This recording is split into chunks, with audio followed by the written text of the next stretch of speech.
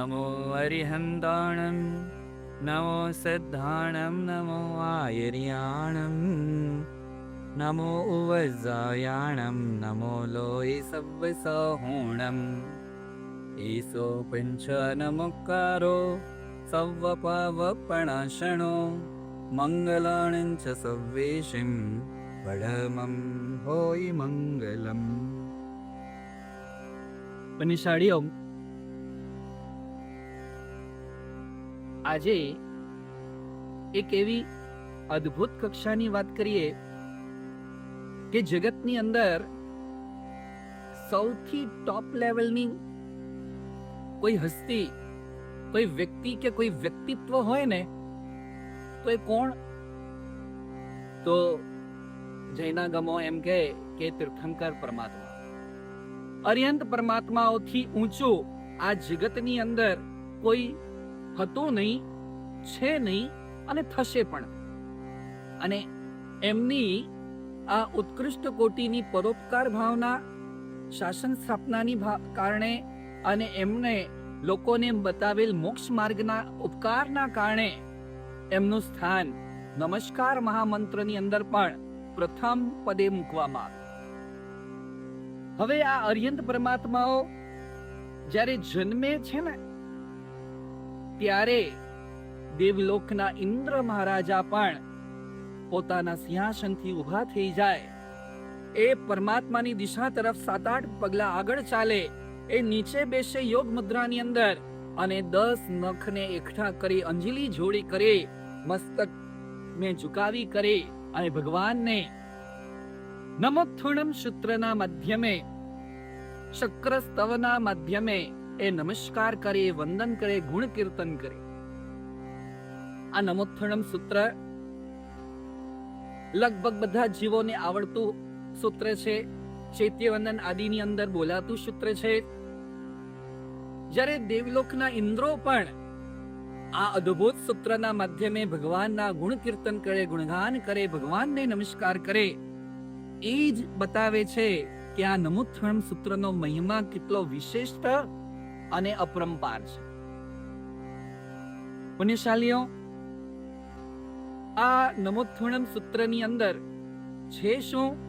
તો અર્યંત પરમાત્માના 33 મહાવિશેષણોથી ભગવાનને નવાજવામાં આવ્યા, પૂજવામાં આવ્યા, ભજવામાં આવ્યા છે. ભગવાન આપ કેવા છો? અર્યંતાણમ ભગવંતાણમ આઈગરાણમ તિથૈરાણમ સેન્સબુદ્ધાણમ પુરુષોત્તમાણમ. આ એક વિશેષણો પોતાનામાં અત્યંત વિશિષ્ટ કોટીના છે. આ એક વિશેષણો પાછળનો રાજ, રહસ્ય અપાર અને અફાટ છે. આ એક વિશેષણો છે ને આત્માને પરમાત્માથી જોડાવનારા છે. અહીં નમોત્થુણમ સૂત્રની અંદર 33 પ્રકારના અદ્ભુત વિશેષણોથી ભગવાનની ભક્તિ થાય.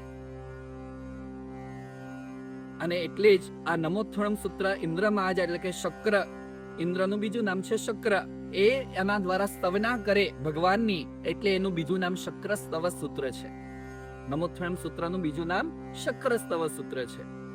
તો અહીં નમોત્થુણમ પણ આપણે ચૈત્યવંદન આદિની અંદર બોલીએ છીએ. વર્તમાન કાળે ઘણે ઠેકાણે પરમાત્માના વિશિષ્ટ કોટીના જ્યારે અભિષેકો થાય છે, જન્મ કલ્યાણક આદિની ઉજવણીઓ થાય છે, મેરો મહોત્સવ આદિ થાય, અને ત્યારે વર્ધમાન શક્ર સ્તવ અને એના દ્વારા, એના આલંબને પરમાત્માની વિશિષ્ટ ભક્તિ વર્તમાને દેખવામાં આવે છે. આચાર્ય ભગવંત સિદ્ધસેન દિવાકર શ્રી મહારાજા દ્વારા રચિત વર્ધમાન શક્ર સ્તવ એ 11 આલાવાનું અને લગભગ 350 વિશેષણો જેની અંદર અર્યંત પરમાત્માના ગુણગાન ગાતા ગાતા મૂકવામાં આવ્યા છે. અદ્ભુત પરમાત્મા ભક્તિનો ખજાનો એટલે આ શક્ર સ્તવ છે. જેટલી ઊંચી વ્યક્તિ, એના પણ જેટલા ઊંચા ગુણગાન, એટલું એનું રિઝલ્ટ, એટલું ફળ ઊંચામાં ઊંચી કક્ષાનું મળે.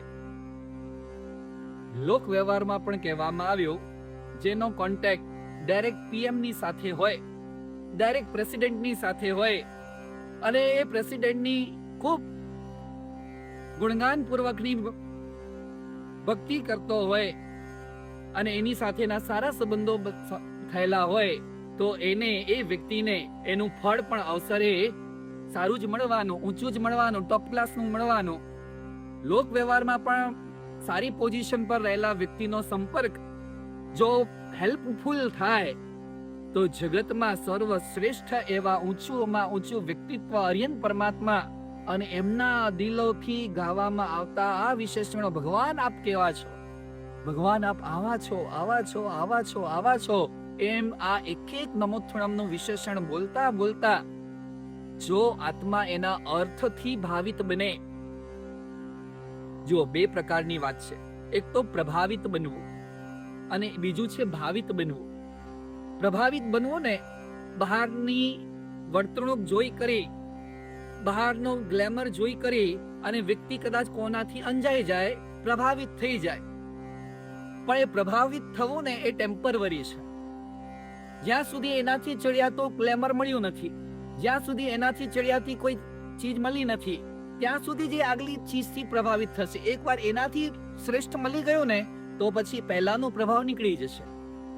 એટલે પ્રભાવિત થવો એ ટેમ્પરરી છે, પણ ભાવિત થવો એ પરમેનન્ટ છે. અંદરનો ભાવ ગદગદિત થઈ જવાય.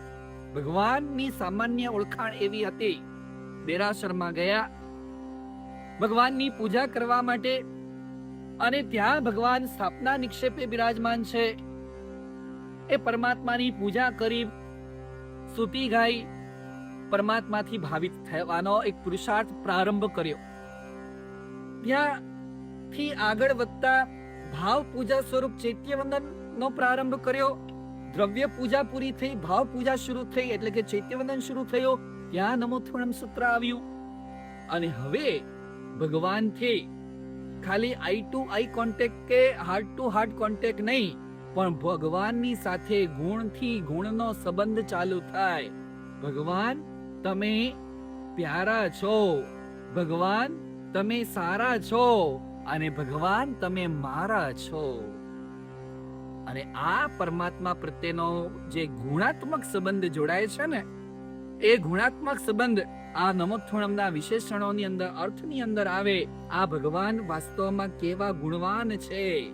આ ભગવાન ની ગુણ સ્તવના, ગુણ ભક્તિ કરતા કરતા, ગુણી જનના ગુણ ગાવતા, ગુણ આવે નિજ અંગ. અર્યંતના ગુણગાન ગાતા ગાતા, ગુણવંત એવા ભગવાનની ભક્તિ કરતા કરતા એ અનંત ગુણો એ આપણા આત્માની અંદર જે પડેલા જ છે એ ઉજાગર થવાના, કંઈક કંઈક અંશે એનો ઉગાડ થવાનો, એ ઉજાગર થવાના શરૂ થાય. જેટલા અંશે ભગવાનની આ ભક્તિ કરીએ, ગુણાત્મક ભક્તિ, અને એટલા અંશે આપણા ગુણોનો ઉગાડ થાય. જેટલા અંશે આપણા ગુણોનો ઉગાડ થાય અને એટલા અંશે આપણી અંદર આનંદનો ઉગાડ થાય, આનંદના ઝરણા ફૂટી નીકળે. અને પછી ત્યાં પેલી પંક્તિ ચરિતાર્થ બને, ગાન તમારું ગાતા ગાતા અમી સમયનો ભાન ભૂલ્યા. ખાવું ભૂલ્યા, પીવું ભૂલ્યા, ઊંઘ અને આરામ ભૂલ્યા. તો અહીં સૌથી પહેલા દેરાસર જાઓ તો પૂજા કરજો. પૂજા કરો જ છો તો ચૈત્યવંદન કરવાનો ભૂલતા નહીં. અને ચૈત્યવંદન પણ જો તમે રોજ કરી જ રહ્યા છો તો હવે એનો અર્થ સમજીને, એનો મીનિંગ સમજીને, એક એક પદનો થી ભાવિત થતા થતા, સૂત્રો ધીરે ધીરે સામાન્ય ક્રમથી બોલતા બોલતા અને એની સાથે ઉપયોગ અર્થનો રાખતા રાખતા અને આપણે પરમાત્માના ગુણથી જોડાઈએ એવું અદ્ભુત સૂત્ર જે આપણને મળ્યું છે, નમોથુણમ સૂત્ર. આ નમોથુણમ સૂત્ર ઊંચામાં ઊંચી આર્યન પરમાત્માની ભક્તિનું સૂત્ર છે.